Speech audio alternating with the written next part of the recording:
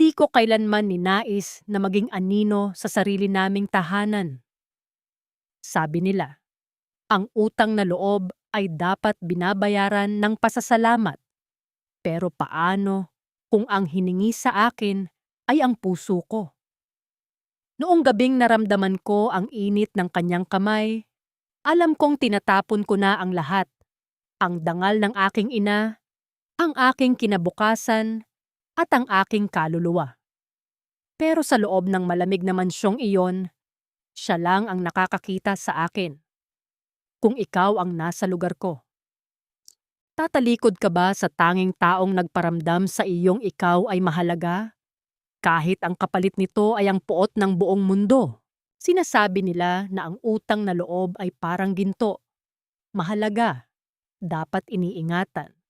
At habang buhay mong tatanungin sa sarili mo kung sapat na ba ang naibalik mo. Pero para sa akin, ang utang na loob ay hindi ginto. Para itong kadena. Isang makinis, makintab, pero napakabigat na kadena na unti-unting humihigpit sa leeg ko hanggang sa hindi na ako makahinga. At ang masakit pa roon, ako mismo ang nagsuot nito sa sarili ko. Kung titingnan mo ako ngayon, siguro huhusgahan mo ako agad. Madali namang gawin yon, di ba? Ang daling sabihin na, ay, ang kati naman ng babaeng yan. O kaya, pinatulan ang matanda para sa pera. Narinig ko na lahat yan. Paulit-ulit.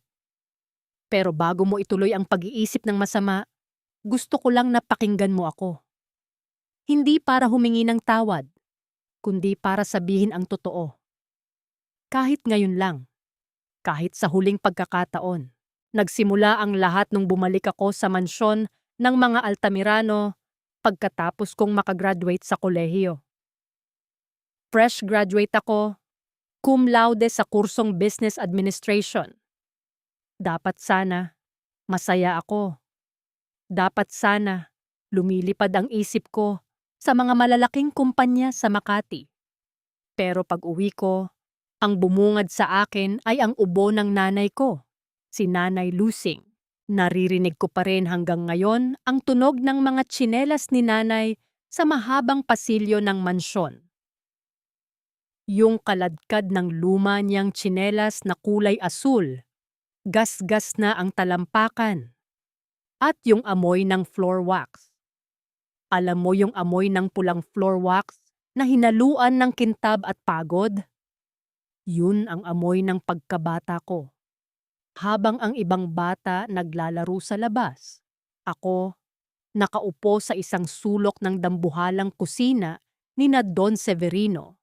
Nagbabasa ng libro habang pinapanood ang nanay ko na nagpapakintab ng mga mamahaling muebles na kahit kailan ay hindi namin magiging pag-aari. Sabi, magpasalamat ka kay Don Severino, laging sinasabi ni nanay.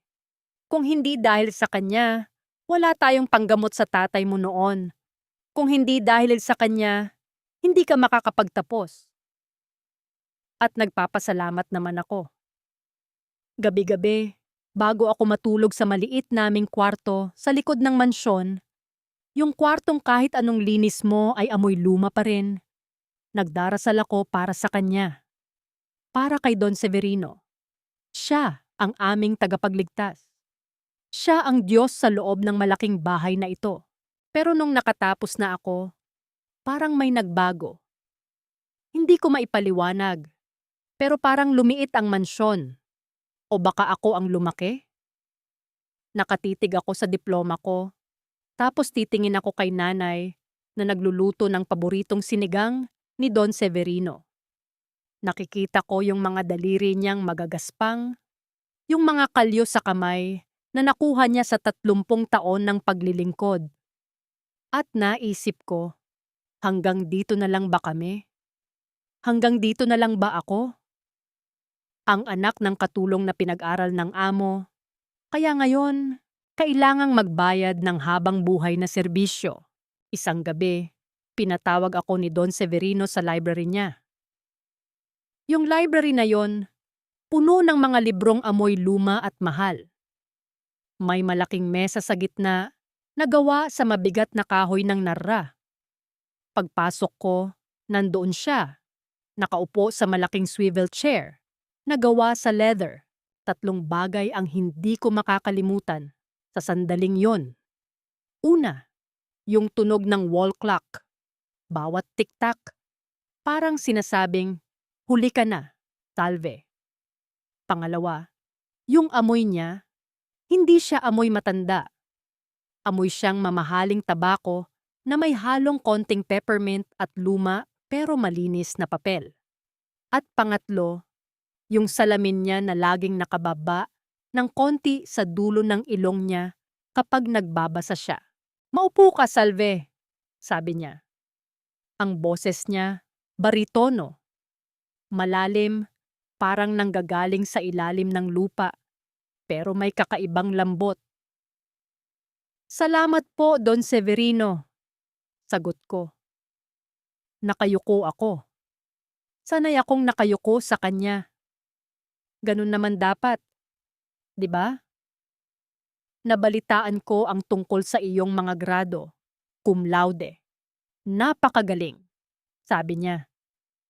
Inangat niya ang paningin niya mula sa mga dokumentong binabasa niya. Doon, sa unang pagkakataon, sinalubong ko ang mga mata niya. Hindi sila mata ng isang malupit na amo. Ang nakita ko ay mga matang pagod. Napakapagod. Sa gitna ng lahat ng yaman niya, sa gitna ng dambuhalang mansyon na ito, na may 10 kwarto, pero iisa lang naman ang natutulog, nakita ko yung isang bagay na hindi ko inakalang meron ang isang katulad niya. Kalungkutan. Yung uri ng kalungkutan na hindi kayang gamutin ng pera. Yung katahimikan na sumisigaw sa loob ng bahay kapag wala si Maureen. Ang anak niyang laging nasa labas o nasa ibang bansa. Ayokong masayang ang talino mo, Salve. Pagpapatuloy niya. Inalis niya ang salamin niya at dahan-dahang hinilot ang pagitan ng kanyang mga mata. Gusto kitang kunin sa opisina. Bilang executive assistant ko, mas mapapanatag ako kung ikaw ang nasa tabi ko sa mga meeting. May tiwala ako sa'yo. At syempre, mas malaki ang sahod mo kaysa sa kahit anong kumpanyang papasukan mo sa labas. Dapat sana tumalon ako sa tuwa. Pero ang naramdaman ko ay kaba. Kaba na hindi ko maipaliwanag. Tumingin ako sa paligid ng library, sa mga anino sa sulok, sa mga litrato ng namatay niyang asawa na parang nakatingin sa akin ng masama mula sa frame. Don Severino, hindi ko po alam kung iniisip mo ba si Lusing. Putol niya sa akin. Ngumiti siya.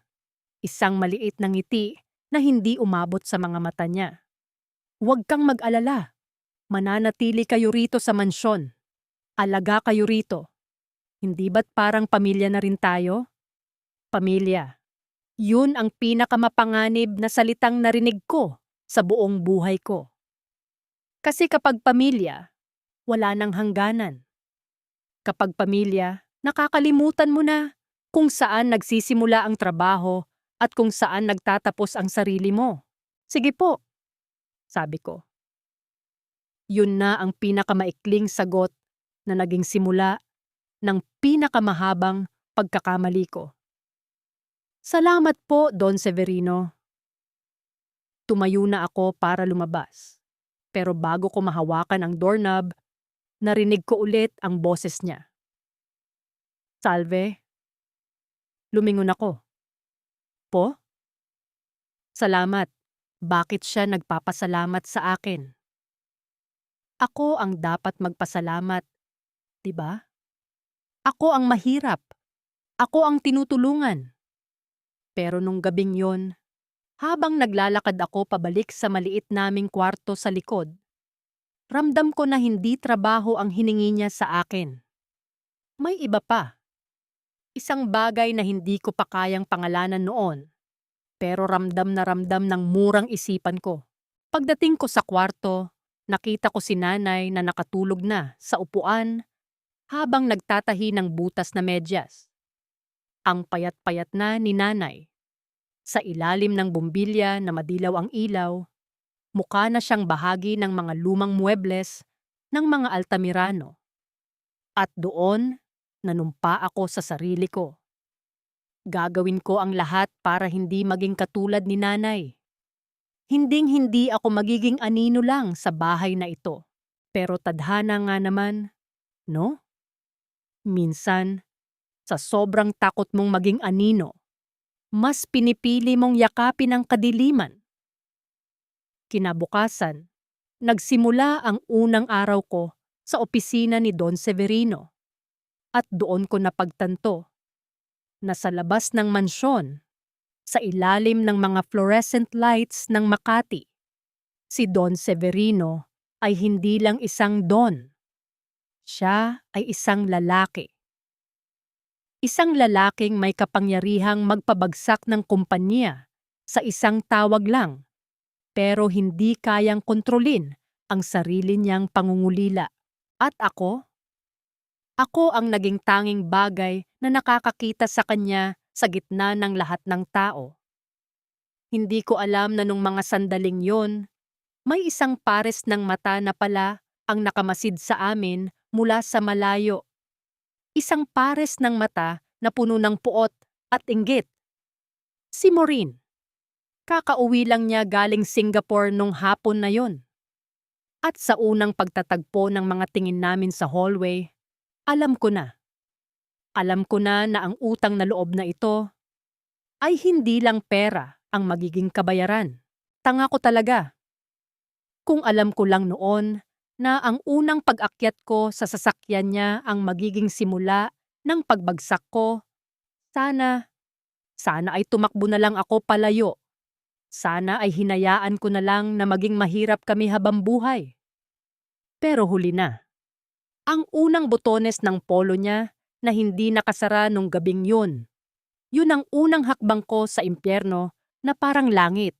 Minsan, iniisip ko kung bakit ang katahimikan ang pinakamaingay na bagay sa loob ng mansyong iyon. Sa hapagkainan, doon mo talaga mararamdaman ang bigat. Isang mahabang mesa na gawa sa narra. Sapat para sa 20 tao, pero 3 lang kaming nakaupo. Don Severino sa kabisera, si Maureen sa kanan niya, at ako, na dapat sana ay nasa kusina kasama ni nanay, ay nakaupo sa kaliwa dahil sa utos ni Don Severino. Executive assistant kita, Salve. Hindi ka lang basta empleyado, ikaw ang kanang kamay ko. Dito ka dapat kumakain. Sabi niya nung unang gabi. Sana tumanggi ako. Sana nagdahilan ako na mas gusto kong kumain sa kusina, na mas komportable ako sa tabing dagat ng mga kaldero at amoy ng bawang. Pero hindi ako nakahindi. Ewan ko ba, may kung ano sa boses ni Don Severino na hindi mo kayang tanggihan. Hindi siya naguutos na parang diktador. Nakikiusap siya na parang isang taong takot na takot maiwang mag-isa sa dilim. At doon ko nakilala ng husto si Maureen. Kung si Don Severino ay amoy luma at peppermint, si Maureen naman ay 3 bagay. Una, yung pabango niyang amoy bulaklak pero sobrang tapang, yung tipong masakit na sa ilong at parang nanunuuntok ng lalamunan. Pangalawa, yung mga kuko niya. Laging mahaba, laging matingkad ang pula, at laging kumakatok sa mesa kapag naiinip siya. Tik, tik, tik. At pangatlo, yung mga mata niya. Malamig. Parang yelo na kahit anong gawin mong pagpainit, hindi matutunaw. So Salve, sabi ni Maureen habang hinihiwa ang steak niya. Ang tunog ng kutsilyo sa porselanang plato ay parang kiskis ng ngipin. How's the view from the executive office? Mas masarap ba ang aircon doon kaysa sa quarters nyo ni Lusing? Napahigpit ang hawak ko sa tinidor. Maayos naman po, Ma'am Maureen. Ma'am? Tumawa siya, pero walang saya sa mukha niya. Masyadong formal. We're practically family, right, Dad? After all, your mom has been scrubbing our toilets for decades. Utang namin ang kalinisan ng bahay na ito sa pawis nyo. Hindi ko alam kung saan ako titingin. Nararamdaman ko ang init na umaakyat sa mukha ko. Nakakahiya. Pakiramdam ko, kahit anong ganda ng suot kong blouse na binili ko sa ukay-ukay para magmukhang professional, nakikita pa rin ni Maureen yung mantsa ng kahirapan sa balat ko. Maureen, enough! Mahinahong sabi ni Don Severino. Hindi siya tumitingin sa anak niya. Nakatitig lang siya sa baso niya ng red wine. What? I'm just making conversation, Dad. Natutuwa lang ako na ang bilis ng pag-akyat ni Salve. From daughter of the help to your personal shadow. Ang galing mo talagang pumili ng protege.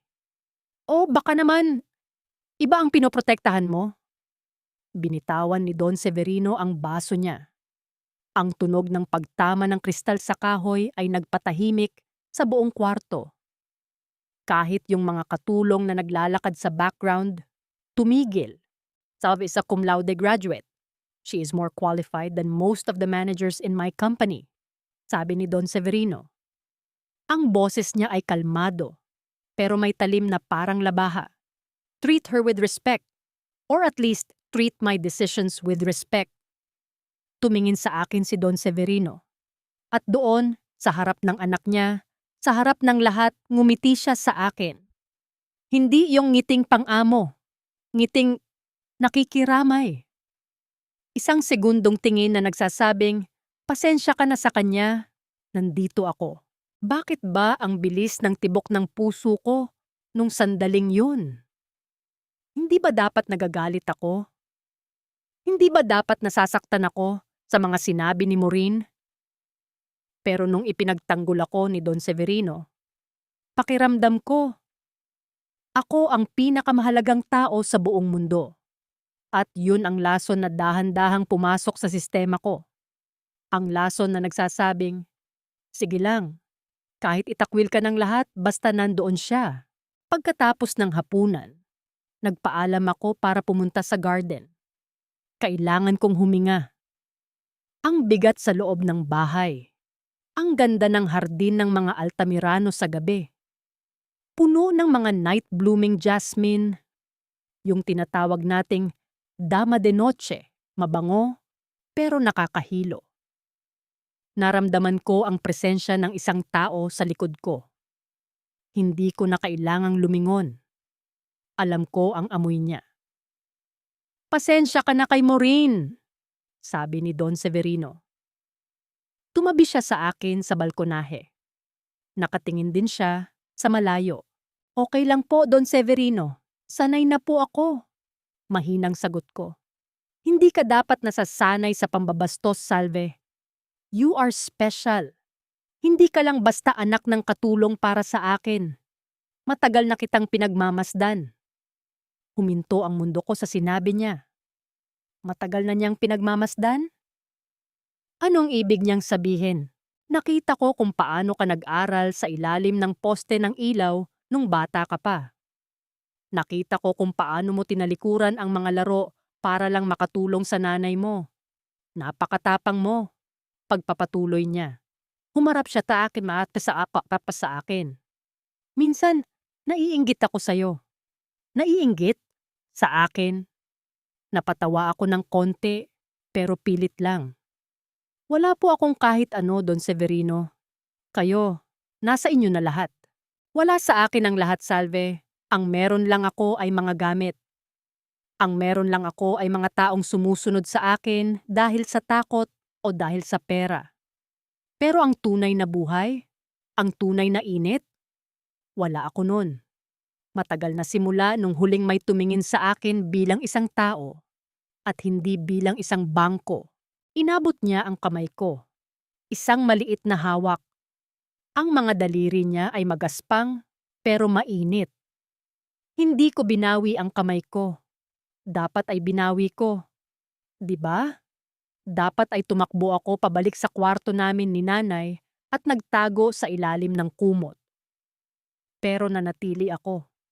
Gusto ko lang na malaman mo, bulong niya, habang ang dama de noche ay lalong bumabango sa paligid namin, na dito sa bahay na ito, ikaw ang tanging dahilan kung bakit gusto ko pang umuwi.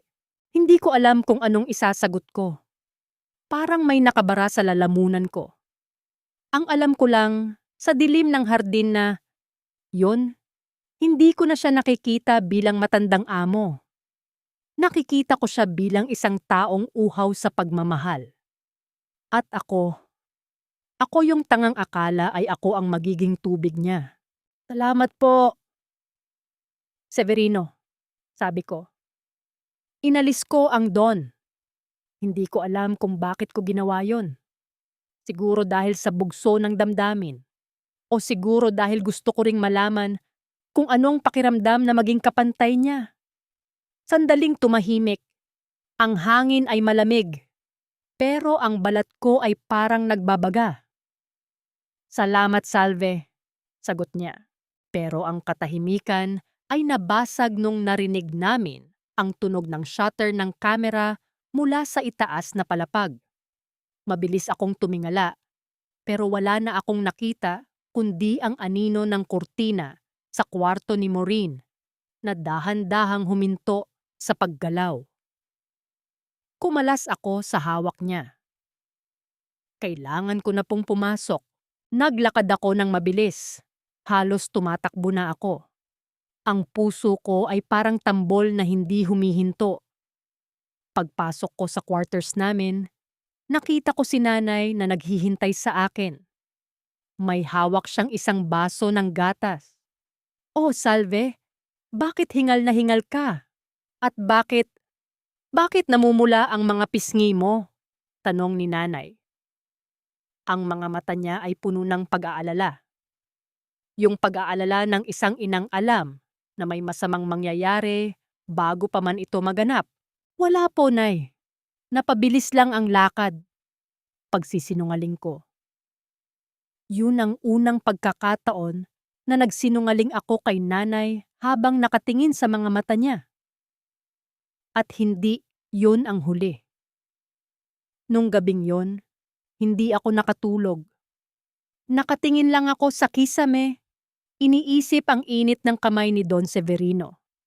Pero sa gitna ng kilig na hindi ko dapat nararamdaman, may isang tanong na paulit-ulit na bumabalik sa isip ko. Anong nakita ni Maureen? At ano ang gagawin niya sa amin?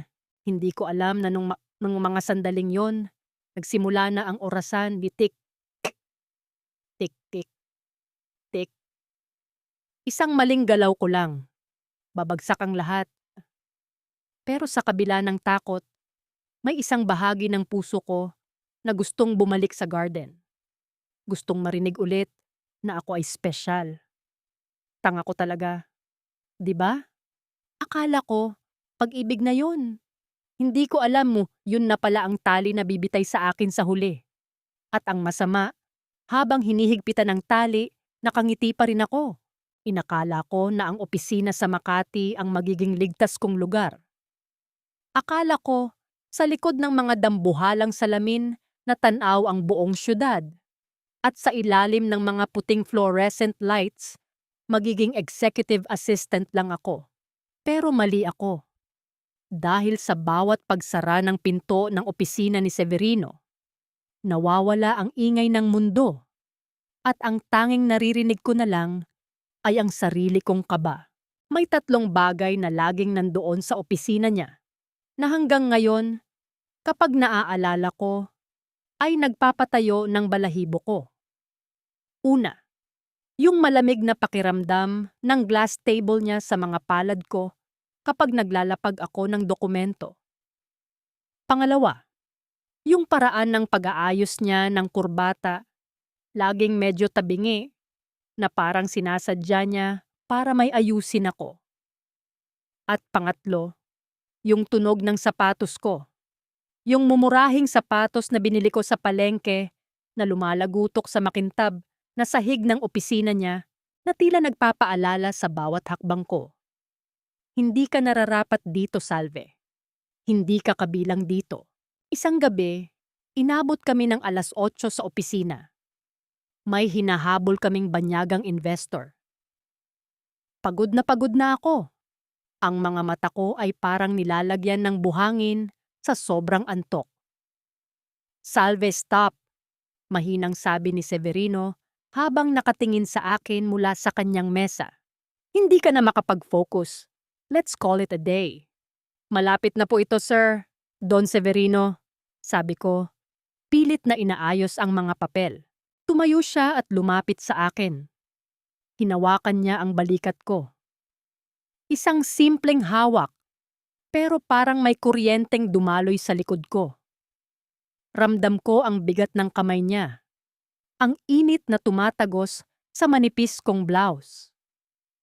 I told you to call me Severino when we're alone. Bulong niya. Hindi mo kailangang magpakitang gilas sa akin. Alam ko kung gaano kakahusay. Tumalikod siya at kumuha ng isang maliit na box mula sa drawer niya. Inilapag niya ito sa harap ko. Para sa'yo. Pasasalamat sa lahat ng tulong mo sa mga nakaraang linggo. Dahan-dahan kong binuksan ang box. Isang wristwatch. Hindi siya basta relo. Gawa ito sa ginto. May maliliit na diamante sa paligid ng mukha nito. Kumikinang ito sa ilalim ng ilaw ng opisina. Don Severino, hindi ko po ito matatanggap. Masyadong mahal. It's a gift, Salve, not a bribe. Putol niya. Kinuha niya ang relo at hinawakan ang kaliwang kamay ko. Dahan-dahan niyang isinuot ito sa aking pulso. Bagay sa'yo. Ang balat mo, napakakinis. Parang porselana. Hindi ako makahinga. Nakatingin lang ako sa mga daliri niya habang sinasara ang lock ng relo. Ang lapit niya sa akin. Amoy na amoy ko ang bango niya, yung pamilyar na peppermint at tabako. Sa sandaling yon, parang nakalimutan ko ang lahat. Nakalimutan ko si Nanay Lusing na naghihintay sa amin sa mansyon. Nakalimutan ko si Maureen. Nakalimutan ko na ako ang anak ng katulong at siya ang bilyonaryong nagpaaral sa akin. Salamat, bulong ko. Inangat ko ang paningin ko at nagtagpo ang mga mata namin. Wala nang takot sa mga mata ko nung oras na yon. Ang nandoon ay pag-asam. Gusto kong maramdaman na hindi ako basta-basta. Gusto kong maramdaman na may isang taong makapangyarihan na tumitingin sa akin bilang isang babae, hindi bilang isang obligasyon. Dahan-dahan niyang inangat ang kamay niya at hinaplos ang pisngi ko. Salve, bakit ngayon lang tayo nagtagpo? Hahalikan na sana niya ako. Ramdam ko na ang hininga niya sa labi ko. Napapikit na ako. Handa na akong mahulog. Handa na akong magkasala. Pero biglang tumunog ang telepono sa mesa niya. Napatalon ako sa gulat. Mabilis akong lumayo. Halos mabuwal ako sa kinatatayuan ko. Sinagot ni Severino ang tawag. Halatang naiinis. Yes? I'm busy. Narinig ko ang boses sa kabilang linya. Kahit hindi naka-loudspeaker, kilala ko ang boses na yon. Matinis. Matalas. Si Maureen. Dad, are you still at the office? Kasama mo ba yung assistant mo? Don't forget, it's Mom's death anniversary tomorrow. We're visiting the mausoleum early. Make sure that girl doesn't ruin the mood with her presence. Napatitig ako sa sahig. Ang gintong relo sa pulso ko ay biglang naging napakabigat. Parang isang posas na ginto na nagpapaalala sa akin kung nasaan ang lugar ko. Binaba ni Severino ang telepono. Tumingin siya sa akin, may bakas ng pagsisisi sa mga mata niya. Salve, I'm sorry. Maureen is just... Totoo naman po ang sinabi niya. Mahina kong sabi. Katulong lang po ako sa bahay niyo. At empleyado niyo lang ako dito. Hindi ko po dapat nakakalimutan yon. No, Salve. You're more than that. Don't listen to her. Kailangan ko na pong umuwi. Sabi ko, hindi na siya tinitingnan.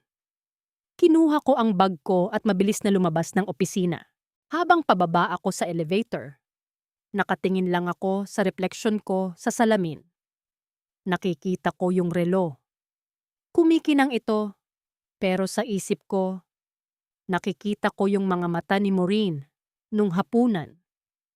Yung mga mata na nagsasabing, alam niya ang lahat. Pag-uwi ko sa mansyon, madilim na. Lahat ay tulog na, maliban kay Tita Belen. Nakaupo siya sa kusina, uminom ng tsaa. Sa ilalim ng madilim na ilaw, mukha siyang isang estatwa na nagmamasid. Gabi na, Salve, sabi ni Tita Belen. Tumingin siya sa pulso ko. Maganda ang relo mo. Mahal yan, di ba? Saan galing? Naitago ko ang kamay ko sa likod ko, pero huli na. Nakita na niya. Bigay po ng boss ko bilang bonus. Sabi ko, pilit na pinapakalma ang boses ko. Bonus? Ngumiti ng mapait si Tita Belen. Salve anak, mag-iingat ka. Ang mga bagay na kumikinang, madalas ay nakakasilaw lang. At kapag nasilaw ka, baka hindi mo mapansin na nahuhulog ka na sa bangin. Tandaan mo, ang pamilya Altamirano ay hindi marunong mag-share. Lalo na si Maureen. Hindi ako sumagot. Pumasok ako sa kwarto namin ni nanay. Tulog na siya, humihilik ng mahina. Inalis ko ang relo at itinago ito sa ilalim ng aking unan. Pero kahit wala na sa pulso ko ang relo, ramdam ko pa rin ang init ng haplos ni Severino sa pisngi ko. At nung gabing yon, nanaginip ako. Nanaginip ako na nalulunod ako sa isang dagat ng ginto at habang lumulubog ako, nakikita ko si Maureen sa pampang, kumukuha ng litrato at tumatawa. Kinabukasan ang araw ng kamatayan ng asawa ni Severino. Ang araw kung saan dapat ay magluluksa ang lahat. Pero para sa akin, yun ang simula ng isang giyera na hindi ko akalaing magagawa kong labanan. Dahil bago pa man kami makapunta sa sementeryo, nakita ko ang isang sobre sa ibabaw ng lamesa sa kusina. Nakapangalan sa akin. Pagbukas ko, walang sulat. Isa lang itong litrato. Litrato namin ni Severino sa garden nung nakaraang gabi. Ang kamay niya sa kamay ko. At sa likod ng litrato, may nakasulat na 5 salita na nagpatigil ng tibok ng puso ko. Magkano ang bayad sa'yo? Tanga ko talaga. Inakala ko na ang lihim ay mananatiling lihim. Hindi ko alam na sa bahay na ito, pati ang mga pader ay marunong magsalita. At si Maureen, hindi lang siya nanonood. Nagsisimula na siyang humila ng tali sa leeg ko. Hawak ko ang litratong good. Kung yun habang nanginginig ang buong katawan ko. Magkano ang bayad sa'yo? Ang 5 salitang yan ay parang sampal na paulit-ulit na dumidikit sa pisngi ko. Hindi lang ito insulto sa pagkatao ko. Insulto ito sa lahat ng paghihirap ni nanay para palakihin ako ng may dangal. Gusto kong umiyak, pero walang luhang lumabas. Ang nandoon ay takot. Yung takot na parang malamig na tubig na dahan-dahang umaakyat sa dibdib ko. Salve, anak, bakit hindi ka pa nagbibihis? Alis na tayo papuntang sementeryo. Tawag ni nanay mula sa labas ng kwarto. Mabilis kong itinago ang litrato at ang sulat sa ilalim ng kutsyon ko. Oo po, nay. Susunod na po. Nagsuot ako ng itim na damit. Simple lang. Yung luma kong dress na kupas na ang kulay pero maayos pa rin. Tumingin ako sa salamin. Maputla ako. Ang mga mata ko ay tila nagsusumamo na sana ay panaginip lang ang lahat. Pero nung mahawakan ko ang gintong relo sa ilalim ng unan ko, bumalik ang realidad. Isinuot ko ito, pero tinakpan ko ng mahabang manggas ng jacket ko. Hindi ko alam kung bakit ko pa rin isinuot.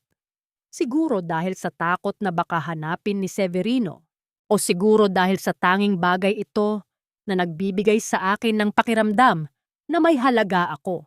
Ang sementeryo ay isang pribadong hardin para sa mga Altamirano. Napapaligiran ng matataas na pader at mga puting rebulto ng mga anghel na parang may mga matang humusga sa akin sa bawat hakbang ko.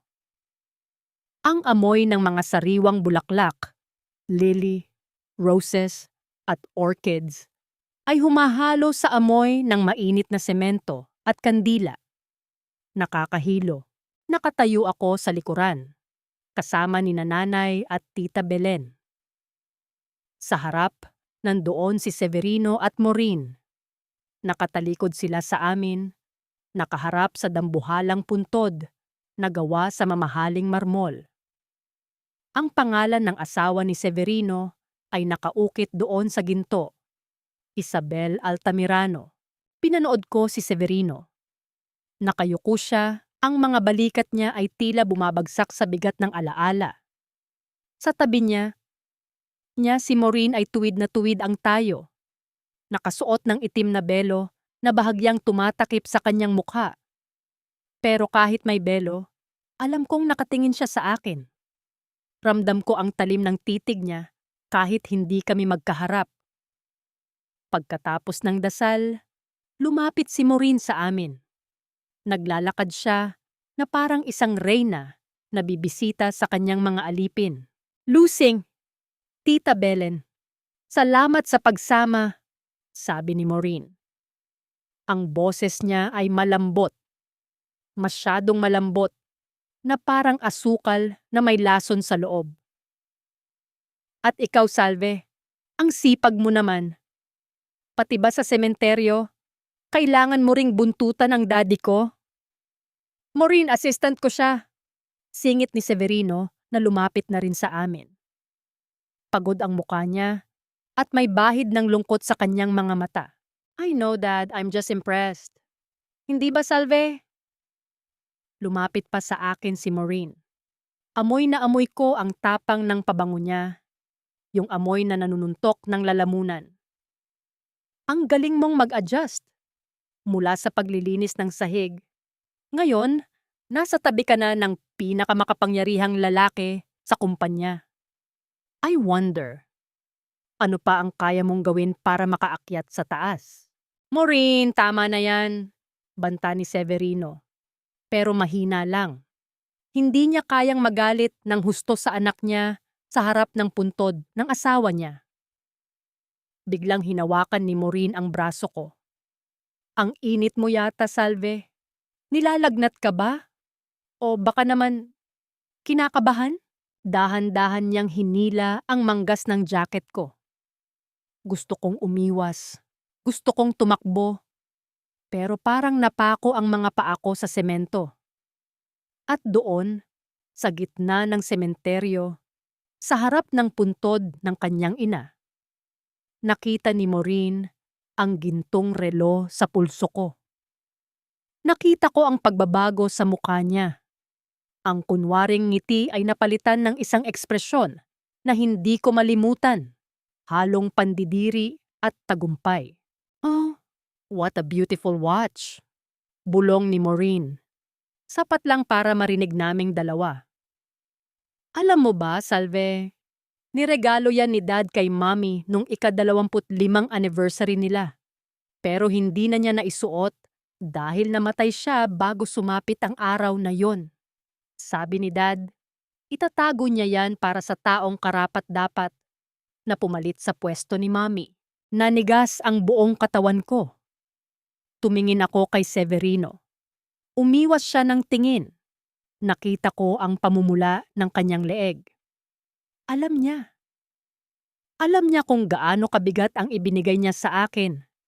Pero hindi niya sinabi. "So, Salve," pagpapatuloy ni Maureen, ang boses niya ay puno ng lason. "Anong pakiramdam na suot ang relo ng isang patay na reyna? Pakiramdam mo ba? Prinsesa ka na rin?" Hindi ako makapagsalita. Ang ginto sa pulso ko ay biglang naging napakainit. Parang sinusunog ang balat ko. Tumingin ako kay Nanay Lusing. Nakita ko ang pagkalito sa mga mata niya at ang unti-unting pagdating ng takot nung mapansin niya ang tensyon. "Maureen, let's go! We're leaving!" sabi ni Severino. Hinawakan niya si Maureen sa siko para hilahin palayo. Bago lumakad si Maureen, bumulong siya sa tenga ko. "Enjoy the watch for now, Salve.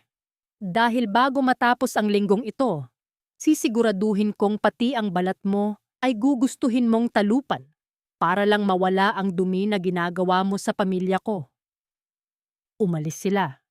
Naiwan akong nakatayo sa gitna ng sementeryo habang ang hangin ay humihihip ng malakas. Dala ang amoy ng mga patay na bulaklak. "Salve!" Mahinang tawag ni nanay. Lumapit siya sa akin. "Anak, saan galing ang relong yan? Bakit ganun ang sinabi ni Maureen?" Tumingin ako kay nanay. Ang mga mata niya ay puno ng luha at doon ko na-realize ang katotohanan. Ang utang na loob na sinasabi ko, hindi lang ako ang nagbabayad. Pati ang nanay ko, na walang ibang ginawa kundi magsilbi ng tapat, ay nadadamay sa kasalanan ko. "Nay, sorry po. Yun lang ang nasabi ko." "Bakit ka humihingi ng sorry, Salve? May ginawa ka bang masama?" Hindi ko nasagot si nanay. Paano ko sasabihin sa kanya na ang anak niya, na pinalaki niya sa simbahan at sa pangaral, ay lihim na hinahaplos ng lalaking tinitingala niya bilang Diyos? Umuwi kami sa mansyon na parang may dambuhalang pader sa pagitan namin ni nanay. Sa loob ng kwarto, kinuha ko ang litratong may sulat. "Magkano ang bayad sa'yo?" Binuksan ko ang cabinet ko at kumuha ng gunting. Gusto kong sirain ang litrato, gusto kong sirain ang relo, gusto kong sirain ang sarili ko. Pero bago ko magawa yon, narinig ko ang katok sa pinto. Hindi si nanay, hindi si Tita Belen. "Salve, buksan mo ang pinto. Kailangan nating mag-usap." Boses ni Severino. Tanga ko talaga. Akala ko sa sementeryo na natapos ang araw. Hindi ko alam, ang gabi pa lang ito ang maglulubog sa akin sa isang kasalanan na wala ng balikan. Ang puso ko ay tumitibok ng napakabilis at sa bawat tibok parang may sumisigaw. Takbo, Salve. Takbo habang may oras pa. Pero nung pinihit ko ang susi at binuksan ang pinto, ang nakita ko ay hindi ang makapangyarihang Don. Ang nakita ko ay isang lalaking basag, may hawak na bote ng alak, at mga matang nagsasabing, wala na siyang pakialam kung masunog man ang buong mundo, basta kasama niya ako. Hindi ko dapat binuksan ang pinto. Yun ang unang pagkakataon na pumasok siya sa teritoryo namin, sa maliit na kwarto sa likod ng mansyon, kung saan ang hangin ay hindi amoy mamahaling pabango, kundi amoy sabon na panlaba at luma naming gamit. Pero binuksan ko pa rin. Tanga, di ba? Pumasok siya at biglang lumiit ang kwarto. Si Severino, sa kanyang suot na mamahaling itim na polo, na bahagyang nakabukas ang unang 2 butones at may hawak na baso ng whiskey, ay parang isang higante sa gitna ng maliit kong mundo. Ang amoy ng alak ay humahalo sa lamig ng gabi. "Severino, baka makita kayo ni nanay o ni Maureen," bulong ko. Nanginginig ang mga kamay ko habang pilit kong isinasara ang pinto sa likuran niya. "Wala silang pakialam, Salve!" Paos ang boses niya. Tumingin siya sa paligid ng kwarto ko. Huminto ang tingin niya sa lamesa, kung saan nakapatong ang gintong relo. Narinig ko ang sinabi ni Maureen sa sementeryo. Hindi ako nakapagsalita. Nakatitig lang ako sa kanya. Ang gulo ng buhok niya at ang mga mata niya. Punong-puno ng sakit na parang anumang sandali ay sasabog na siya. Totoo ba? Tanong ko. Halos hindi lumalabas ang boses ko. Relo ba ito ng asawa mo? Ginagawa mo ba akong kapalit niya?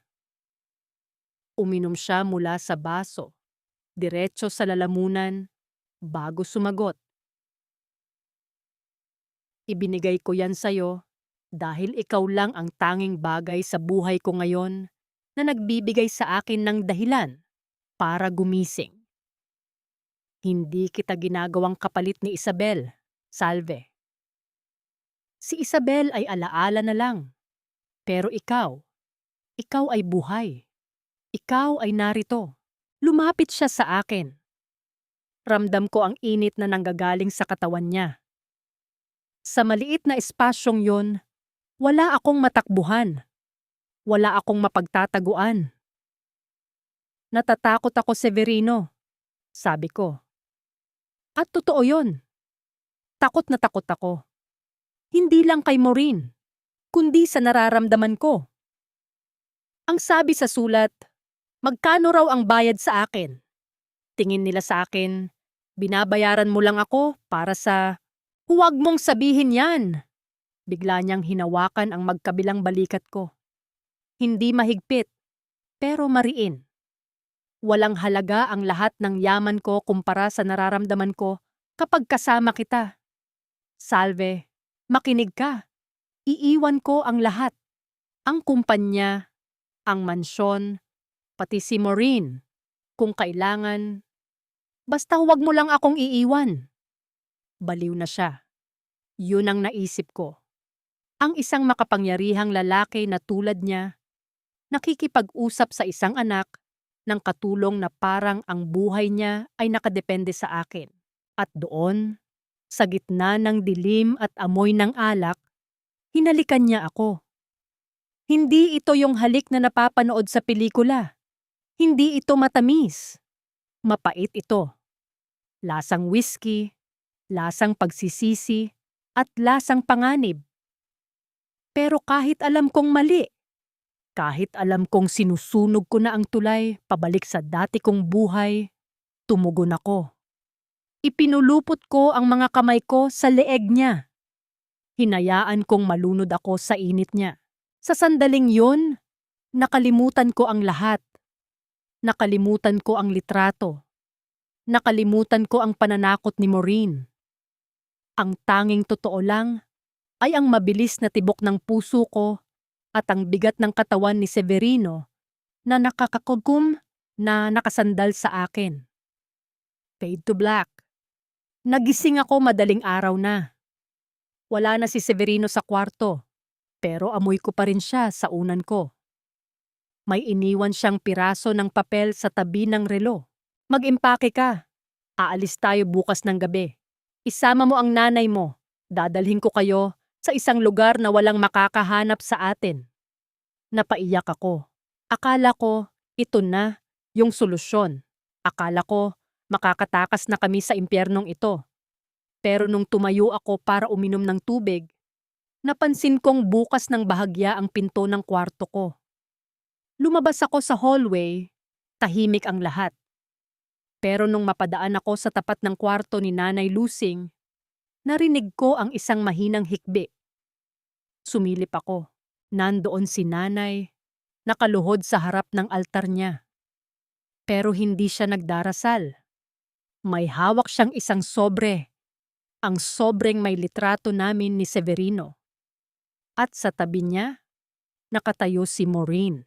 Nakikita mo ba yan, Lusing? Malamig na sabi ni Maureen. Ang anak mong itinuring naming pamilya, ginagapang ang daddy ko sa sarili niyang bahay. Akala mo ba, pag-ibig yan? Ginamit lang niya ang utang na loob niyo para makuha ang gusto niya. At ang anak mo, ginamit niya ang katawan niya para makuha ang pera namin. Hindi totoo yan. Hindi magagawa ni Salve yan. Hikbi ni Nanay. Parang nadudurog ang puso ko sa bawat salitang lumalabas sa bibig niya. Oh talaga. Tingnan mo ang relong suot niya. Tingnan mo ang paraan ng pagtingin niya sa daddy ko. Tumawa si Maureen. Isang tawang parang kiskis ng kutsilyo. May deal ako sa'yo, Lusing. Umalis kayo rito bago sumikat ang araw. Mawala kayo sa paningin namin. Kung hindi, hindi lang si Salve ang sisirain ko. Ipapakulong ko ang daddy ko para sa pang-aabuso sa empleyado. At sisiguraduhin kong sa kalsada, kayo mamatay na mag-ina. Napaupo ako sa sahig sa labas ng kwarto. Ang papel na iniwan ni Severino ay nag-usot sa kamay ko. Sino ang paniniwalaan ko? Ang lalaking nangakong ililigtas ako o ang babaeng may hawak ng leeg ng pamilya ko? Tanga ko talaga.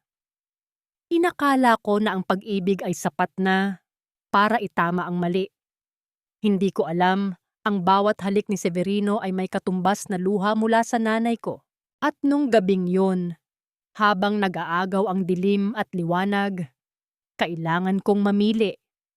Ang sarili kong kaligayahan o ang huling natitirang dangal ng nanay ko.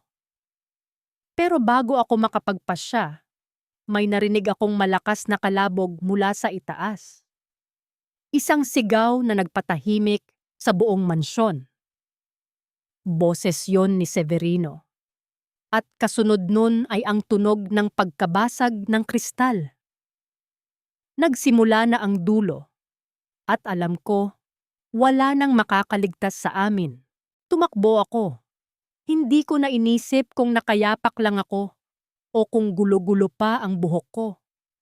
Ang bawat baitang ng hagdan ay parang mas humahaba habang umaakyat ako patungo sa kwarto ni Severino.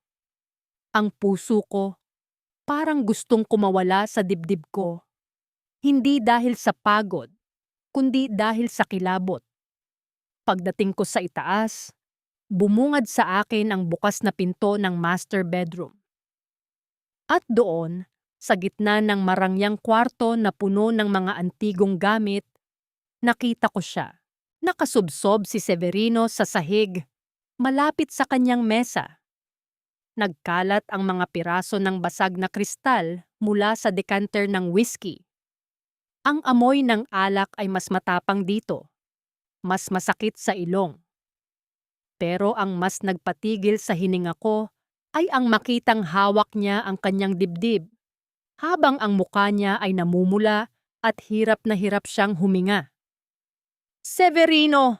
sigaw ko. Lalapit sana ako, pero bago ko siya mahawakan, may humarang sa akin. Isang matulis na sapatos na kulay pula. Si Maureen! Nakatayo siya sa tabi ng kanyang ama.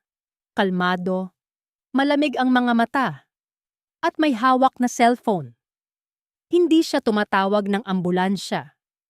Nakatitig lang siya sa akin na parang nanonood ng isang palabas na matagal na niyang hinihintay ang katapusan. "Don't touch him, Salve," sabi ni Maureen. Ang boses niya ay walang kahit anong bakas ng pag-aalala. "Isang hakbang pa, at sisiguraduhin kong sa kulungan ang tuloy mo bago pa man siya makarating sa ospital." Nahihirapan siya. Kailangan niya ng tulong, sigaw ko, habang ang mga luha ko ay tuluyan ng bumuhos. "Tulong?" Tumawa si Maureen. Pero yung tawang walang tunog, yung nakakanginig ng kalamnan. "Ang kapal din ng mukha mo, no? Matapos mo siyang lasunin ng mga kasinungalingan mo. Matapos mong gamitin ang katawan mo para makuha ang tiwala niya. Ngayon sasabihin mong gusto mo siyang tulungan? Look at him, Salve. He's 64. At dahil sa'yo, nakalimutan niyang ang puso niya ay hindi na kasing lakas ng libido niya." Tumingin ako kay Severino. Nakatingin siya sa akin, ang mga mata niya ay nagsusumamo, pero wala siyang masabi. Ang kamay niya ay dahan-dahang gumagapang patungo sa akin, pero sadyang tinapakan ni Maureen ang espasyo sa pagitan naming dalawa. "Alam mo ba kung ano ang nangyari?" bulong ni Maureen habang nakayuko sa akin. "I showed him the files. Ipinakita ko sa kanya ang mga transaction records mo. Yung mga perang ipinapadala mo sa probinsya nyo, yung mga bonus na hinihingi mo, at ang pinakamasakit sa lahat, ipinakita ko sa kanya ang record ng pakikipag-usap mo kay Renzo." Anong, anong sinasabi mo? Napatulala ako. Si Renzo? Ang dati kong manliligaw sa kolehiyo na matagal ko nang hindi nakakausap? Don't act innocent. Sinabi ko sa kanya na plano niyo itong dalawa. Nagagamitin mo lang siya para makuha ang settlement. Tapos tatakbo ka kay Renzo. Ngumiti si Maureen. At naniwala siya. Kasi sa huli, alam niyang kailanman ay hindi mo siya kayang mahalin ng totoo. Nautang na loob lang ang lahat. At yun ang pumatay sa kanya ngayon, Salve. Ang katotohanan na binili lang niya ang bawat halik mo. Hindi totoo yan. Sigaw ko. Pero sa loob-loob ko, nadudurog ako. Kasi kahit hindi totoo ang tungkol kay Renzo, totoo ang bahagi na utang na loob ang nagdala sa akin dito. Totoo ang bahagi na natatakot ako na baka nga pera lang ang dahilan kung bakit ako nanatili. Narinig namin ang mga yapak mula sa hagdan. Si Nanay Lusing. Humihingal siya, maputlang maputla, hawak ang kanyang dibdib habang nakatingin sa eksena sa loob ng kwarto. Salve! Anak! Hikbi ni Nanay. Tumingin siya kay Severino na nasa sahig, tapos sa akin na nakaluhod, at kay Maureen na parang nanalo sa loterya. Anong nangyayari rito? Ang nangyayari, Lusing, ay ang katapusan ng panunuluyan niyo, sabi ni Maureen nang hindi tumitingin kay Nanay. Pinatawag ko na ang pulis, at ang mga security, at ang abogado ni Daddy. My father is having a stroke because of the stress this girl caused him. Abandonment of duty, theft of company funds, and emotional distress. Pipili ka, Lusing. Aalis kayo ngayon din, nang walang kahit anong dala? O panunoorin mong kaladkarin ang anak mo palabas ng mansyong ito na may posas? Maureen, wag please! Pakiusap ni Nanay. Lumuhod na rin siya sa tabi ko. Ako na lang ang parusahan mo, wag lang ang anak ko. Nagkamali lang siya, bata pa siya. Bata? Tumingin si Maureen sa akin, puno ng pandidiri. Sapat na ang edad niya para matutong gumapang sa kama ng may asawa. Kahit byudo pa yan. Sapat na ang edad niya para sirain ang pamilya ko. Tumingin ako kay Severino. Sa gitna ng kaguluhan, nakita kong pumikit siya. Ang kamay niya na kanina ay gumagapang sa sahig ay huminto na. Bigla akong binalot ng matinding takot. Severino? Severino! Sigaw ko. Pero bago ko pa siya malapitan, hinablot na ako ng dalawang malalaking lalaki. Ang mga security guard ng mansyon. Bitawan niyo ako! Kailangan niya ng doktor! The ambulance is on its way, Salve, sabi ni Maureen, habang dahan-dahang iniinom ang natitirang alak sa baso ni Severino. Pero wala ka na rito pagdating nila. Guards, throw them out now. Kinaladkad kami ni Nanay. Wala kaming nagawa. Ang mga gamit namin, ang kakaunting damit, ang diploma ko, ang mga lumang litrato, ay itinapon sa labas ng gate na parang mga basura. Tumayo ako sa labas ng dambuhalang gate ng mansyon ng mga Altamirano. Umuulan. Malamig. Basang-basa kami ni Nanay. Nakita ko ang pagdating ng ambulansya, ang mga pulang ilaw na kumukurap-kurap sa dilim. Anak! Bakit? Bulong ni Nanay habang nakaupo sa kalsada, yakap ang isang supot ng mga lumang damit. Bakit mo ginawa sa atin ito? Hindi ko siya masagot. Nakatingin lang ako sa mansyon. Sa bintana ng kwarto ni Severino, nakita ko si Maureen. Nakatayo siya doon, nakatingin sa amin sa ibaba. At sa layong yon, nakita ko ang isang bagay na hawak niya. Ang gintong relo. Itinaas niya ito, na parang ipinapakita sa akin ang tropeo ng kanyang panalo, bago niya binitawan ang kurtina at tuluyang nagdilim ang kwarto. Tanga ko talaga. Inakala ko na ang pag-ibig ni Severino ang magliligtas sa akin mula sa kahirapan. Hindi ko alam na yun pala ang sisira sa tanging meron ako, ang tiwala ng nanay ko. Pero habang nakaupo kami sa ulan, may isang bagay na hindi alam ni Maureen. May isang bagay na hindi ko pa nasasabi kahit kay Severino. Sa gitna ng takot at pait, naramdaman ko ang isang pamilyar na hilo. Yung hilo na naramdaman ko nung nakaraang linggo pa, pero pilit kong binabalewala. At sa bawat patak ng ulan, parang may bumubulong sa loob ko. Hindi pa tapos ang kwento. Dahil sa loob ko, may bahagi ni Severino na kailanman ay hindi kayang bawiin ni Maureen. Pero paano ako mabubuhay? Paano ko bubuhayin ang isang bata kung ang tanging dala ko ay ang pangalan ng isang babaeng nang agaw ng anyan? Doon ko napagtanto, ang utang na loob, kapag hindi nabayaran ng tama, ay nagiging isang sumpa na ipapasa mo hanggang sa susunod na henerasyon. At ang tanong na, magkano ang bayad sa'yo, ay sasamahan ako habang buhay. Ang pinakamabigat na daladalahin sa mundo ay hindi ang mga gamit na isinilid sa sako, kundi ang kahihiyang nakapatong sa iyong balikat habang naglalakad ka palayo sa tanging buhay na alam mo. Habang nakaupo kami ni nanay sa terminal ng bus nung madaling araw na uwarm na yun, amoy na amoy ko ang usok ng krudo at ang luma, basang tela ng mga damit namin. Ang lamig ng semento ay tumatagos sa buto ko, pero mas malamig ang katahimikan ni nanay. Hindi siya tumitingin sa akin. Nakatitig lang siya sa malayo, yakap-yakap ang maliit niyang bag, habang ang mga kamay niya ay nanginginig pa rin mula sa takot. Nay, bulong ko. Gusto ko siyang hawakan, pero parang may pader na dambuhala sa pagitan namin. Nay, sorry po talaga. Lumingon siya sa akin. At sa kauna-unahang pagkakataon sa loob ng 24 na taon, nakita ko ang pandidiri sa mga mata ng nanay ko. Hindi ko alam kung saan ako nagkamali, Salve. Pinalaki kita sa hirap, pero pinalaki kitang tapat. Ang akala ko ang utang na loob natin kay Don Severino ay mababayaran ng pagsisilbi. Hindi ko alam na ibabayad mo ang sarili mo. Tumulo ang luha ko. Mahal ko siya, Nay. Pag-ibig? Tumawa siya ng mapait. Isang tunog na parang basag na bote. Salve, ang tawag dyan ay tukso.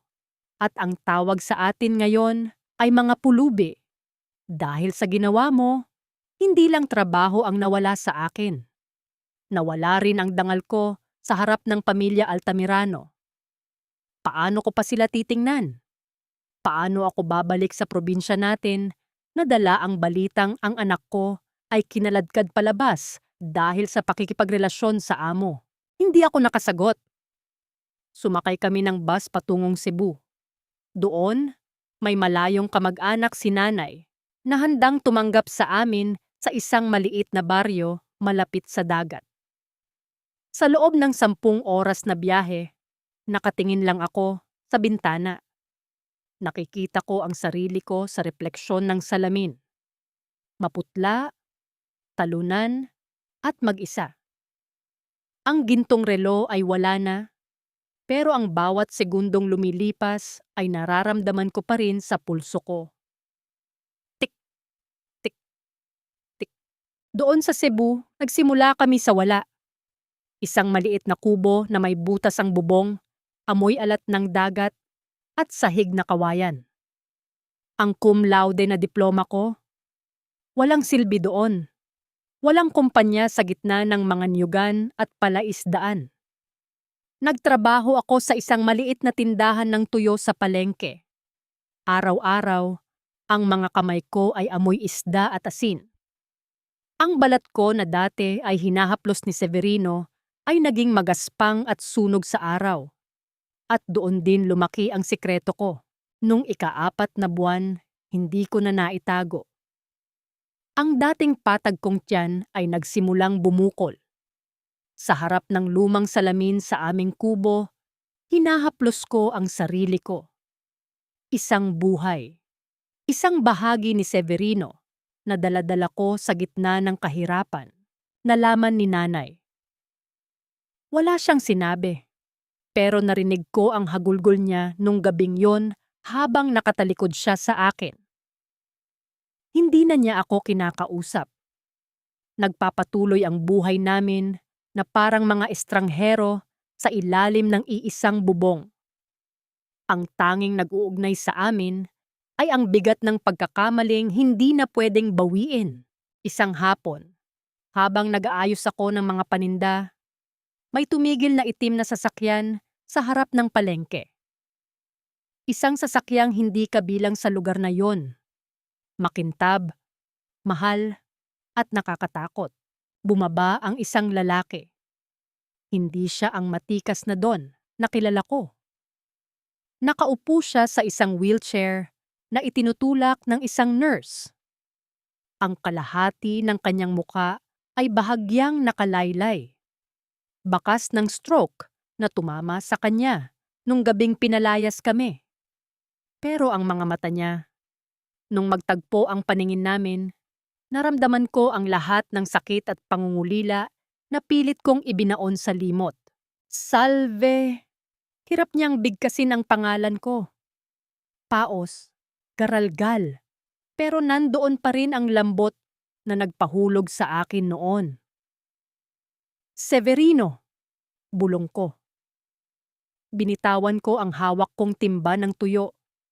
Wala akong pakialam kung makita kami ng mga tao.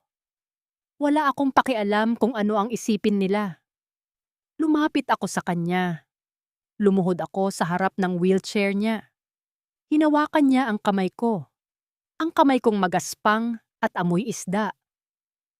Hinawakan niya ito na parang ito ang pinakamahalagang kayamanan sa mundo. Iniwan ko na ang lahat, Salve, sabi niya. Dahan-dahan ang bawat salita. Ang kumpanya, kinuha na ni Maureen. Ang mansyon, binigay ko na sa kanya. Wala na akong dala kundi ang sarili ko. Tatanggapin mo pa ba ako? Tumingin ako sa kanya. Tumingin ako sa paligid. Sa aming maliit na kubo sa malayo. Sa nanay ko na nakatanaw mula sa tindahan. At sa tiyan ko na unti-unti nang nagpapakita ng buhay. Wala kaming marangyang buhay dito, Severino. Sabi ko habang tumutulo ang luha ko. Dito, ang tanging meron kami ay buhangin, dagat, at hirap. Walang magsisilbi sa'yo rito. Walang tatawag sa'yo na don. Ngumiti siya. Ang maliit na ngiti na dati ay sapat na para matunaw ang puso ko. Ayoko na ng don, Salve. Gusto ko na lang maging tao. Gusto ko na lang maging amin. Ikinasal kami makalipas ang ilang buwan. Isang simpleng seremonya sa harap ng dagat. Walang media, walang mga bilyonaryong bisita, walang ginto. Pamangbuwang mong ang suot ko ay isang puting bestida na binili ko sa ukay-ukay. Ang suot niya ay isang lumang barong na kupas na ang kulay. Si Maureen? Hindi na siya nagparamdam. Nakuha na niya ang lahat ng gusto niya. Ang pera, ang kapangyarihan, ang tagumpay. Pero sa bawat balita na nababasa ko tungkol sa kanya, nakikita ko ang mga mata niya sa mga litrato. Palagi siyang mag-isa. Palaging may pader sa paligid niya. Ngayon, nakaupo ako sa tapat ng dagat habang karga-karga ko ang anak namin, si Severino Jr. Kamukhang kamukha siya ng kanyang ama. Ang mga mata niya ay puno ng buhay, malayo sa lungkot na nakita ko noon sa mansyon. Si Severino ay nasa tabi ko, nakatingin sa paglubog ng araw. Hindi na siya makalakad ng maayos, at madalas ay kailangan ko siyang subuan ng pagkain. Pero may kapayapaan na sa kanyang mukha. Si nanay? Natanggap na rin niya kami sa huli. Hindi dahil sa napatawad na niya ang ginawa ko, kundi dahil nung makita niya ang apo niya, Na-realize niya na ang buhay ay mas malaki kaysa sa utang na loob at kahihiyan. Hanggang ngayon, tinatanong ko pa rin ang sarili ko, tama ba ang lahat ng ito? Tama bang sirain ang isang pamilya para sa sariling kaligayahan? Tama bang magbayad ng ganito kalaking presyo para lang maramdamang ikaw ay mahalaga? Hindi ko alam ang sagot. Siguro, wala talagang tamang sagot sa isang maling sitwasyon. Ang alam ko lang, sa tuwing naririnig ko ang tawa ng anak ko at sa tuwing nararamdaman ko ang hawak ni Severino sa gabi, nawawala ang bigat ng kadena sa leeg ko. Hindi na ako anino. Hindi na ako anak ng katulong lang. Ako ay isang babaeng nagmahal, nagkamali, at bumangon sa gitna ng sarili kong pagkawasak. Ang utang na loob ko kay Severino? Nabayaran ko na yon nung ibinigay ko sa kanya ang isang bagay na hindi nabibili ng lahat ng milyones niya. Isang pamilya, isang totoong tahanan, at isang pag-ibig na kahit huli na nung dumating, ay sapat na para gawing sulit ang bawat patak ng luha. Minsan, sa dulo ng lahat, hindi mahalaga kung magkano ang ibinayad mo. Ang mahalaga ay kung sino ang natitira sa tabi mo kapag wala na ang lahat ng kinang. At dito, sa ilalim ng maliit na kubong ito, sa gitna ng amoy ng dagat, nahanap ko na ang sagot. Hindi ako binayaran. Ako ay pinalaya. At ang kalayaang yun ang pinakamahal na bagay na nakuha ko sa buong buhay ko. Lumipas ang mga taon na parang mga alon sa dalampasigan ng Cebu. Paulit-ulit. May dalang dumi mula sa nakaraan. Pero laging may pangakong paglilinis sa bawat paghampas. Sa aming maliit na komunidad, hindi na ako si Salve na anak ng katulong o si Salve na kabit ng bilyonaryo. Ako na lang si Salve, ang asawa ng matandang paralitiko na laging nakaupo sa tapat ng dagat. At sa totoo lang, mas gusto ko na ang pangalang ito.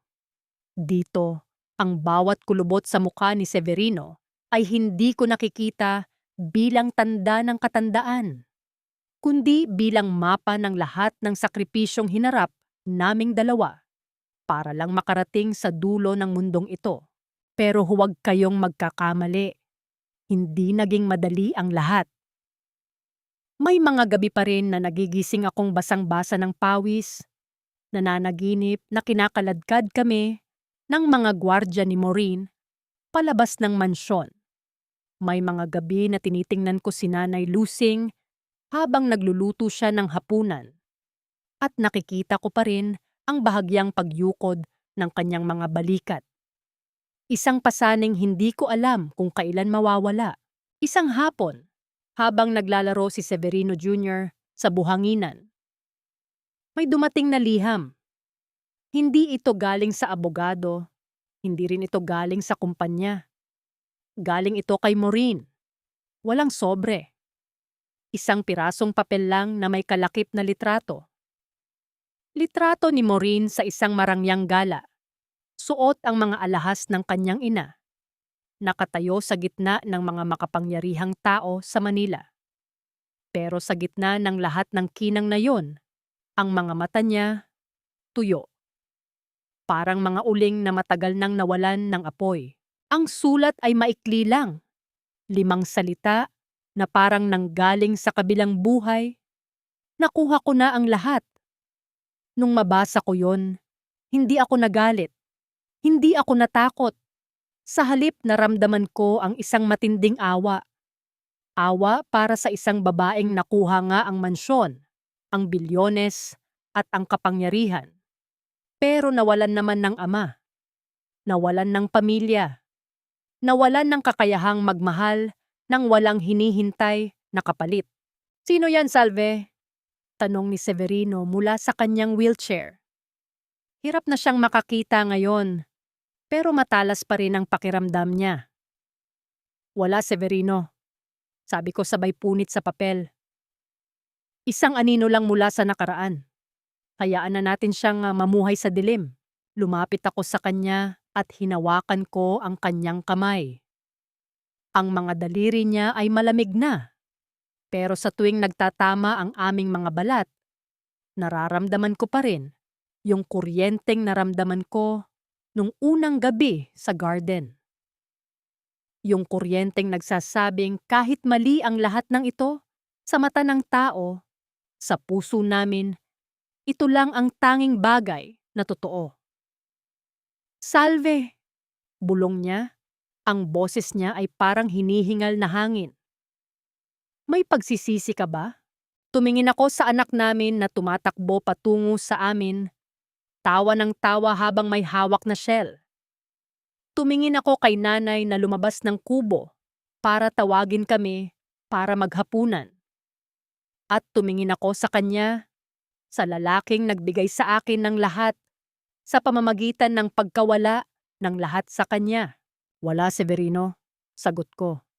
Dahil kung bibigyan ako ng pagkakataong bumalik sa gabing yun sa library, muli kong bubuksan ang pinto, muli kong tatanggapin ang alok mo, at muli kong isusuot ang gintong relong yon. Kahit alam kong ito ang magiging kadena ko. Huminga siya ng malalim, isang buntong hininga ng kapayapaan, bago dahan-dahang ipinikit ang kanyang mga mata.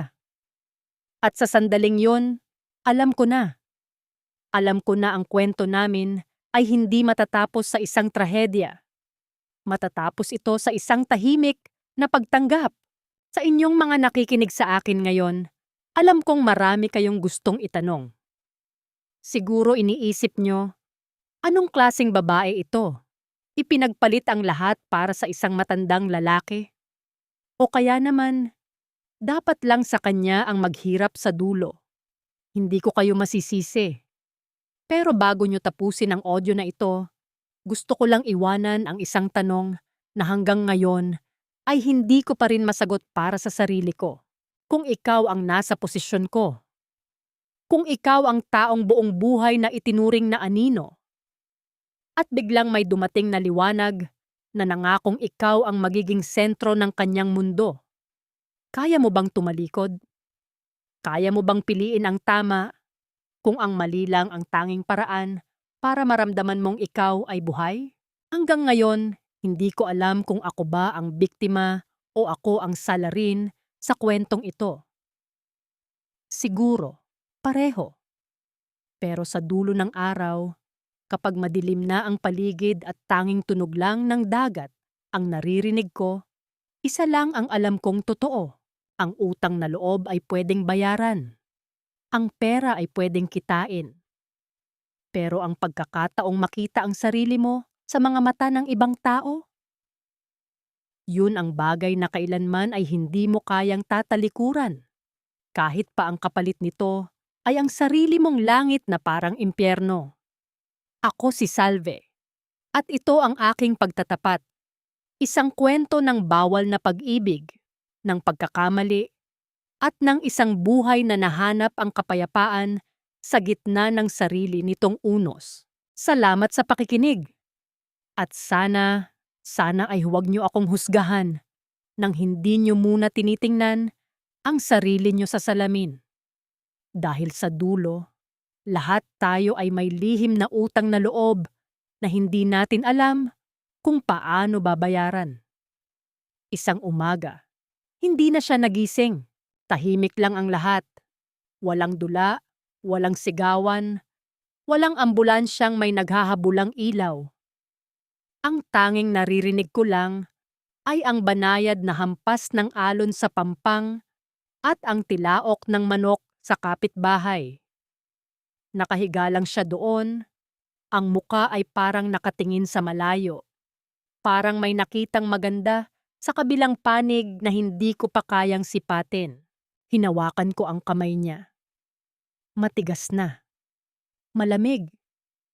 Hindi na yung mainit at magaspang na kamay na humawak sa akin sa library nung gabing nagbago ang lahat. Pero kahit ganon, hinalikan ko pa rin ang likod ng palad niya. Sa sandaling yon, Naramdaman ko ang isang kakaibang ginhawa na hinaluan ng matinding pangungulila. Sa wakas, malaya na siya. Malaya na siya sa sakit ng katawan, sa bigat ng nakaraan, at sa galit ng anak niya. At ako? Sa kauna-unahang pagkakataon sa loob ng maraming taon, naramdaman ko na ang utang ko ay bayad na. Simple lang ang libing ni Severino dito sa Cebu. Walang mga politiko, walang mga business partners na nakasuot ng mamahaling barong, walang mga bulaklak na kasing taas ng tao. Kami-kami lang. Si Nanay Lusing, si Severino Jr., at ilang mga kapitbahay na nakakilala sa kanya bilang Lolo Seve. Nung ibinababa na ang kabaong niya sa lupa, tiningnan ko ang anak ko. 12 taon na siya. Matangkad, matikas, at may mga matang tila laging may itinagong lalim. Katulad ng kanyang ama. Nay, okay lang po ba kayo? Tanong niya habang hawak ang balikat ko. Okay lang ako anak, sagot ko. Ngayon lang ako naging ganito ka-okay. Pag-uwi namin sa kubo, nandoon si Nanay Lusing. Nakaupo sa tapat ng bintana. May hawak siyang isang maliit na kahon na gawa sa pelus. Ibinigay niya ito sa akin. Naiwan niya ito sa ilalim ng unan niya nung huling gabi. Mahinang sabi ni Nanay. Binuksan ko ang kahon. Ang gintong relo. Hindi ko alam kung paano ito nakuha ni Severino kay Maureen. Hindi ko alam kung binili ba niya ito pabalik o kung may ibang paraan siyang ginawa. Nung mga panahong akala ko ay wala na siyang kapangyarihan. Pero nandoon yung relo, kumikinang pa rin. Tila nagpapaalala sa akin na kahit anong gawin mong takas, ang nakaraan ay lagit-laging hahanap ng paraan para bumalik sa'yo. Pero may kasama itong maikling sulat. Ang sulat kamay niya ay nanginginig na. Halos hindi na mabasa. Ibigay mo ito kay Maureen. Sabihin mo sa kanya, ang tunay na yaman ay hindi nasusuot sa pulso. At sabihin mo, pinapatawad ko siya. Napaiyak ako. Hanggang sa huli, ang iniisip pa rin niya ay ang anak niyang nanira sa amin. At doon ko na-realize na baka yun talaga ang pag-ibig. Hindi yung kilig, hindi yung bawal na haplos, kundi yung kakayahang magpatawad kahit na dinurog ka na ng buong mundo. Ipinadala ko ang relo kay Maureen sa Manila. Walang return address, walang sulat mula sa akin. Isang buwan ang lumipas, nakatanggap ako ng isang maikling mensahe sa cellphone ko mula sa isang hindi kilalang numero. Salamat at patawad. Doon natapos ang lahat. Wala nang habulan, wala nang sumbatan. Ngayon, nakatayo ako sa tabing dagat habang pinapanood ang anak ko na nag-aaral. Gusto niyang maging abogado. Sabi niya, gusto niyang ipagtanggol ang mga taong walang boses. Napangiti ako. Siguro, yun ang paraan ng tadhana para itama ang mga pagkakamali namin.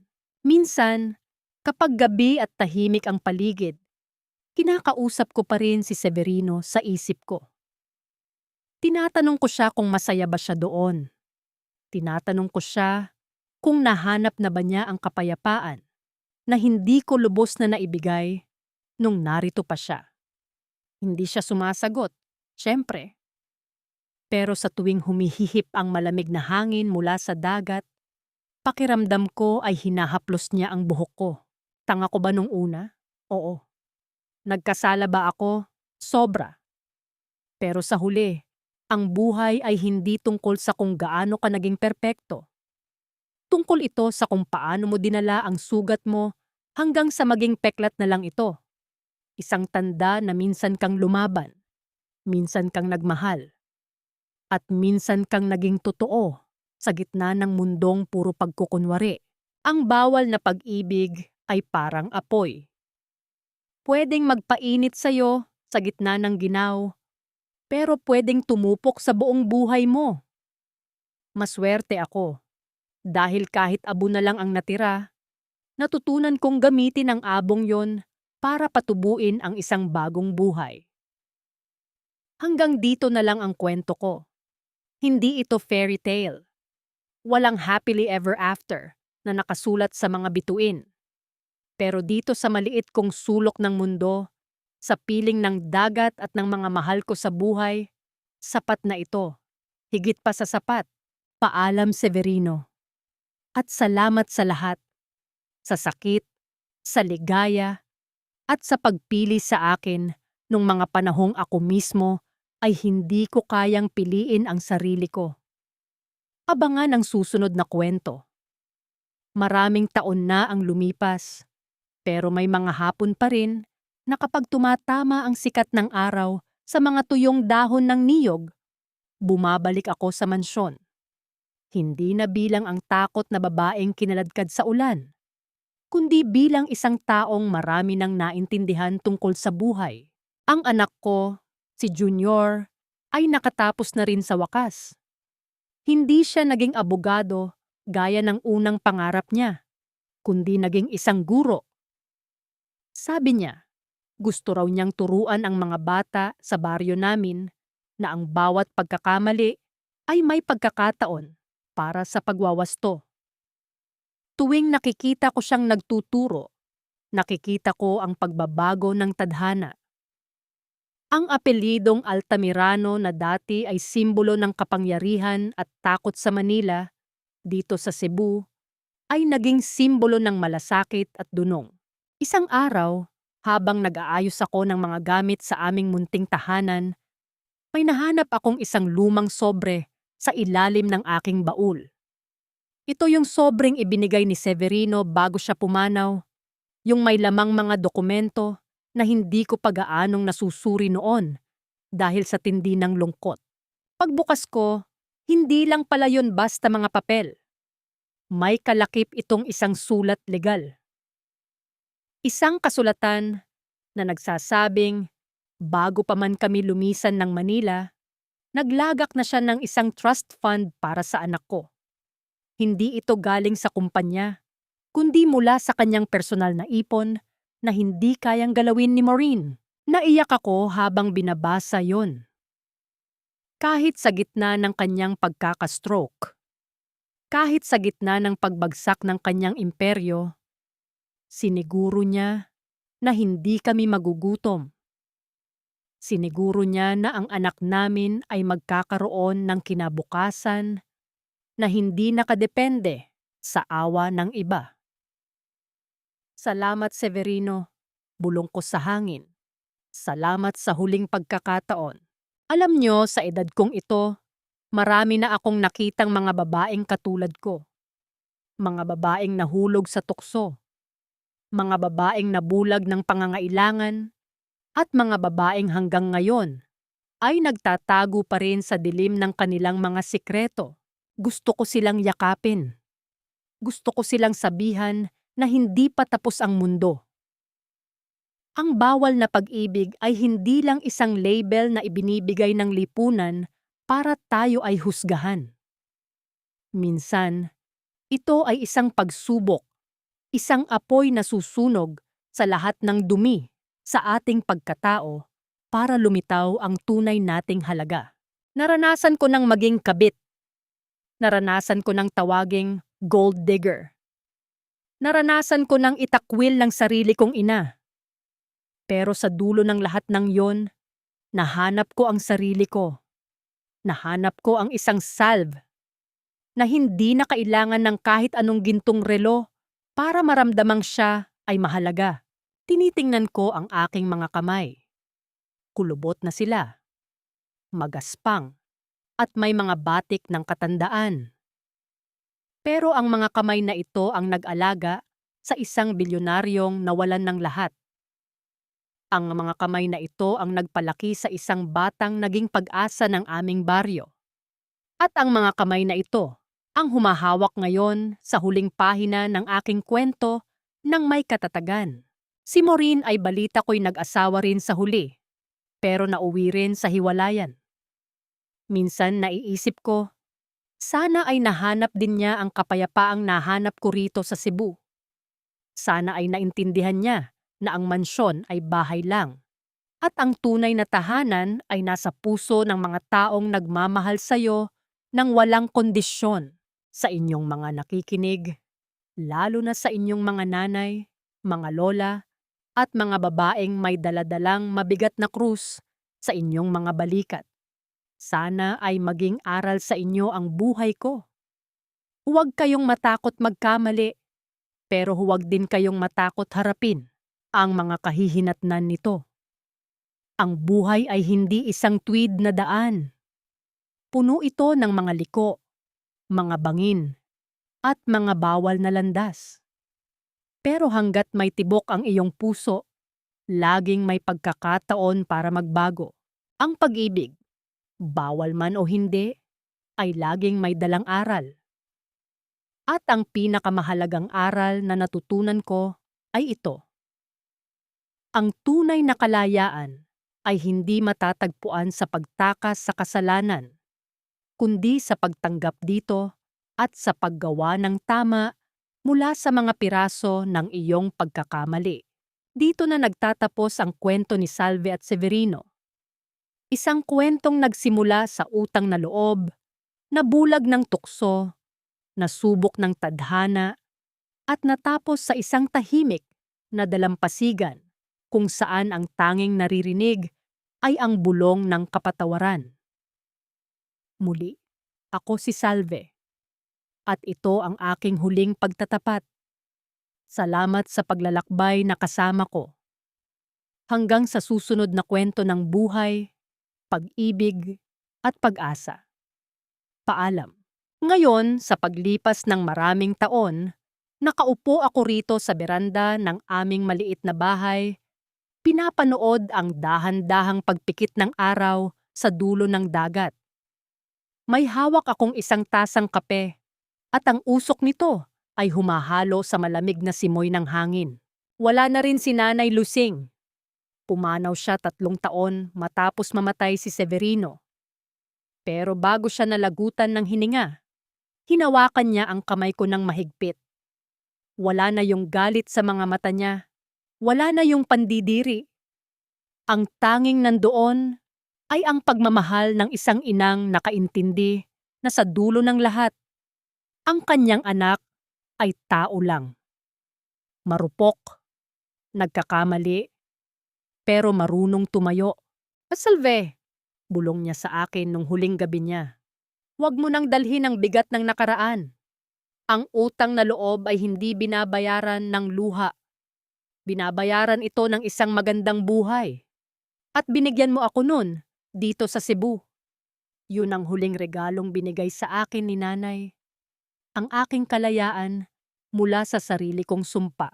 Minsan, tinitingnan ko si Junior habang karga ang sarili niyang anak, ang apo ko.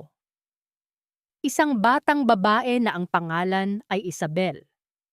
Hango sa pangalan ng unang asawa ni Severino. Pinili kong ipangalan siya doon hindi para manatili sa anino ng nakaraan, kundi para ipakita na ang sugat ng kahapon ay pwedeng maging pundasyon ng isang bagong bukas. Ang kwento namin ni Severino ay hindi isang kwentong dapat ipagmalaki. Alam ko yon. Hindi kami bayani.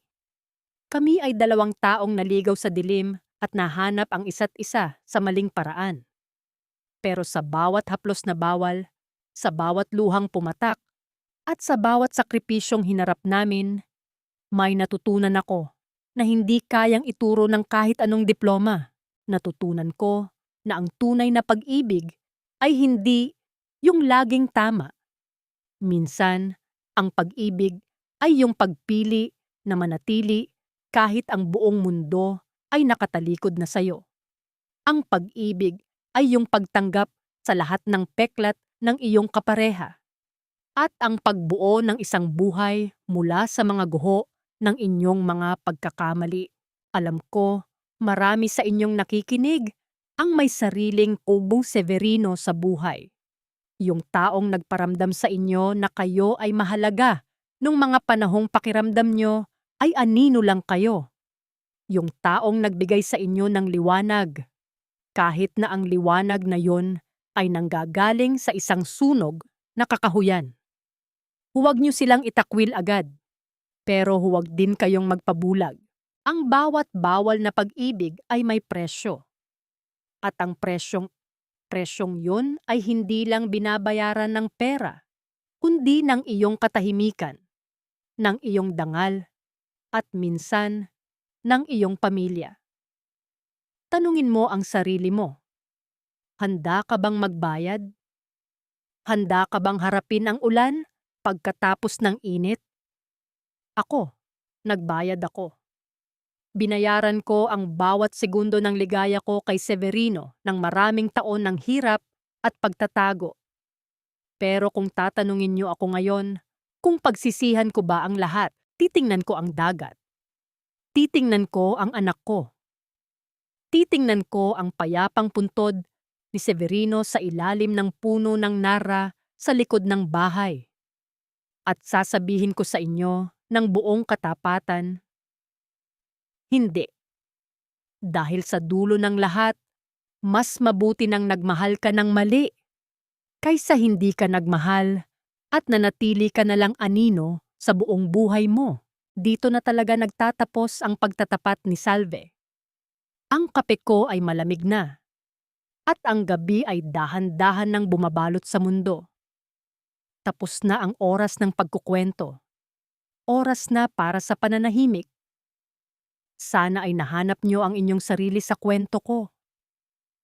Sana ay naintindihan nyo na ang bawat pagkakasala ay may kalakip na biyaya. Kung alam nyo lang kung paano ito titingnan. Matulog na kayo ng mahimbing. At sa inyong paggising, sana ay mas matapang nyo nang harapin ang inyong sariling katotohanan. Paalam at maraming salamat sa pakikinig sa puso ng isang babaeng minsan nang naging anino, pero nahanap ang sarili sa gitna ng unos. Hanggang sa muli nating pagkukwentuhan sa ilalim ng dilim. Ako si Salve, at ito ang aking huling salita.